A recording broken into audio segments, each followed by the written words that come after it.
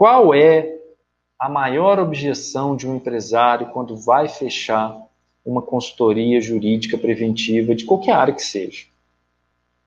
Na mente dele, na mente do empresário, surge a ideia, o empresário ele é super arisco com o prestador de serviço.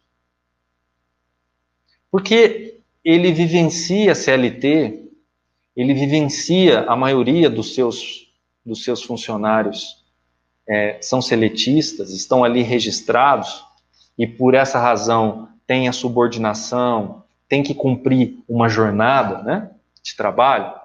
Quando ele sai dessa relação de trabalho e ele vai para uma outra relação de trabalho, que é a de prestação de serviço, ele tem uma certa dificuldade em compreender o que é uma prestação de serviço.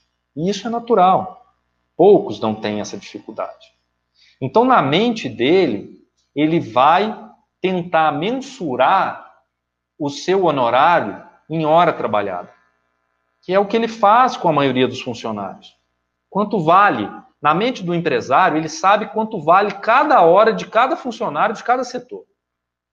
O bom empreendedor, ele sabe disso. Só que não é a mesma dinâmica. Não é a mesma matemática quando o assunto é prestador de serviço, advogado. Então, ele tem dificuldade. Então, a primeira objeção que ele tem é que o seu honorário é alto. Porque você vai tirar dinheiro da empresa. Você vai ficar no seu escritório fazendo as suas coisas, cuidando de outras atividades, e ele vai te pagar um salário injusto, um valor mensal injusto, porque ele não vê a sua hora trabalhar. Esse é o problema, né? Essa é a objeção na mente dele. Ele não está te vendo na empresa trabalhando, né, em regra.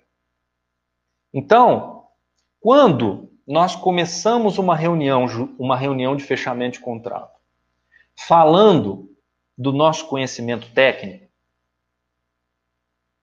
falando que nós seremos advogados com uma especialidade X, pontuando o que a gente vai fazer na empresa, a gente estimula essa objeção. Primeiro, que em regra, esse empresário não entende dessa especialidade. E o empresário não quer essa especialidade.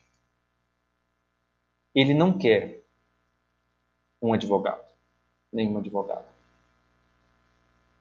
Estranho, né? Mas é assim. Ele não quer.